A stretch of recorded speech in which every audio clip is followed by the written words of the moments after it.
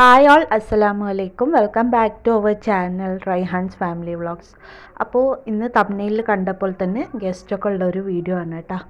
അപ്പോൾ ഞാൻ ക്യാമറയിൽ നോക്കിയിട്ടിട്ട് ദോശ ഒഴിച്ചപ്പോൾ അതിൻ്റെ ഷേപ്പൊക്കെ പോയി, പോട്ടെ സാരല്ല. അപ്പോൾ ഞാൻ ബ്രേക്ക്ഫാസ്റ്റിനായിട്ട് ഉണ്ടാക്കിയതാണ് കേട്ടോ കാണിച്ചത്.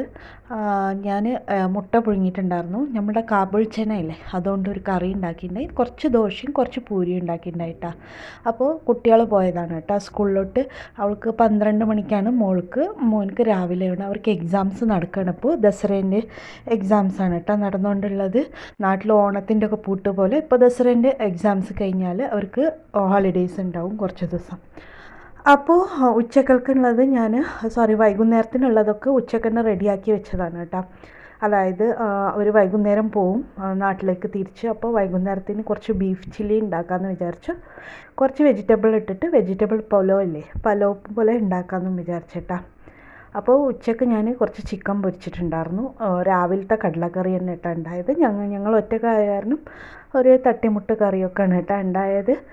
അപ്പോൾ എൻ്റെ വീഡിയോസ് ആരെങ്കിലും ആദ്യമായിട്ട് കാണുന്നുണ്ടെങ്കിൽ ചാനൽ ഒന്ന് സബ്സ്ക്രൈബ് ചെയ്ത് സപ്പോർട്ട് ചെയ്യാനും അതേപോലെ ലൈക്ക് ചെയ്യാനും മറക്കരുത് കേട്ടോ.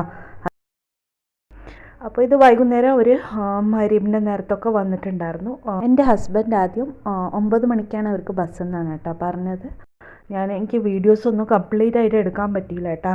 അപ്പോൾ വീഡിയോസ് പകുതിയിൽ വന്ന് ഞാൻ സ്റ്റോപ്പ് ചെയ്യുകയാണ് ചെയ്തത്. അത് കാരണമാണ് ഞാൻ അങ്ങനെ കൊടുത്തത്, ഒരു തട്ടിമുട്ട് വീഡിയോ എന്നൊക്കെ പറഞ്ഞിട്ട് കേട്ടോ. കാരണം ഫുള്ളായിട്ട് കംപ്ലീറ്റ് ആയിട്ട് എടുക്കണം എന്നൊക്കെ വിചാരിച്ചിട്ടാണ് ഞാൻ ഉച്ചക്ക് കട്ട് ചെയ്ത് വെച്ചത്.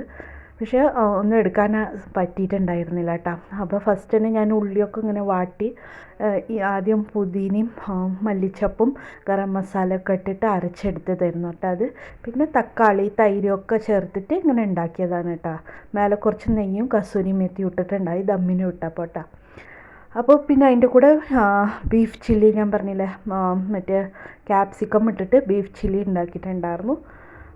ഉച്ചക്ക് തന്നെ വേവിച്ച് വെച്ചുകൊണ്ട് വേഗം പണികളൊക്കെ ആയിട്ടുണ്ടായിരുന്നു കേട്ടോ. ഒരു 8-8:30 മണിയാകുമ്പോഴത്തേനും ഫുഡ് കൊടുത്തിട്ടുണ്ടായിരുന്നു. ശരിക്കും ഒരു 10 മണിക്കായിരുന്നു.